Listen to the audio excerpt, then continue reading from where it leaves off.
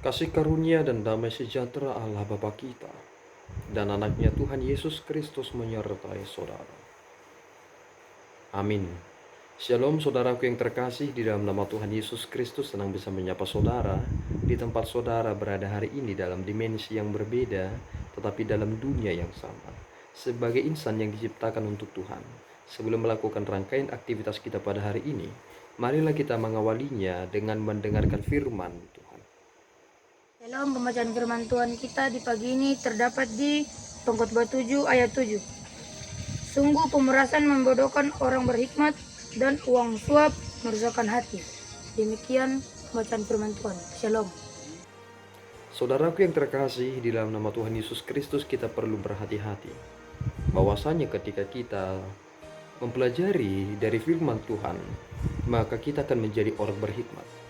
Tetapi kewaspadaan kita dalam hidup ini adalah bahwasanya orang-orang yang berhikmat itu sering sekali mengalami hal-hal yang di luar dugaan karena banyaknya kelicikan-kelicikan yang terjadi di dalam dunia ini. Orang-orang berhikmat sering sekali kalah kepada mereka yang licik dalam kehidupan ini. Salah satu yang dapat kita lihat dari apa yang dipergunakan oleh mereka yang berpikiran licik itu adalah mereka mempergunakan uang suap untuk merusakkan hati. Bahwasanya ketika kita ingin memutuskan suatu perkara, tentu antara pikiran dan hati tidak boleh berlawanan satu sama lain. Artinya, dampak dari apa yang diputuskan itu harus membuat kita semakin berkata, itu adalah keputusan yang baik dan benar.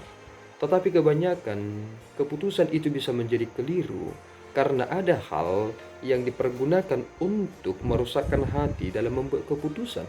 Dan itulah yang kita ketahui, yakni mempergunakan suap di dalam itu. Dan kemudian saudaraku yang terkasih, ternyata ketika seseorang telah menerima suap itu tanpa disadari, hal itulah yang membuat kita menjadi pribadi yang siap kepada pemerasan.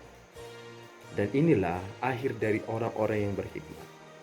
Jika kita mempergunakan hikmat kita dengan baik dan benar, maka kita tidak akan mau dibawa kepada arus yang menghancurkan kita.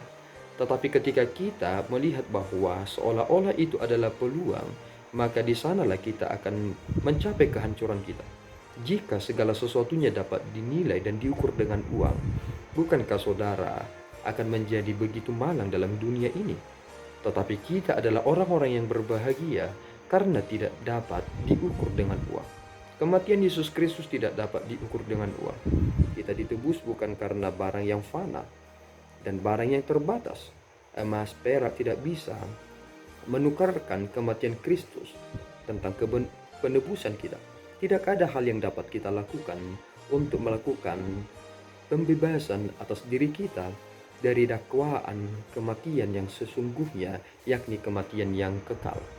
Tetapi kita memperoleh dan menerima anugerah itu di dalam kematian Yesus Kristus, dan itulah hikmat yang tertinggi. Dan lihatlah bagaimana Yesus Kristus menjalani hidupnya. Satu hal yang perlu kita perhatikan, ketika Yesus Kristus berpuasa 40 hari, 40 malam, ia tidak makan dan minum. Hal yang paling mengerikan adalah ketika Yesus Kristus dicobai dengan memberikan dan menawarkan penawaran yang sangat fantastis. Nilainya luar biasa sekali, tetapi Yesus Kristus dapat mengalahkannya. Sebab ketika Yesus Kristus tunduk kepada si iblis, apakah kita akan mengikuti Yesus Kristus? Jawabannya tidak.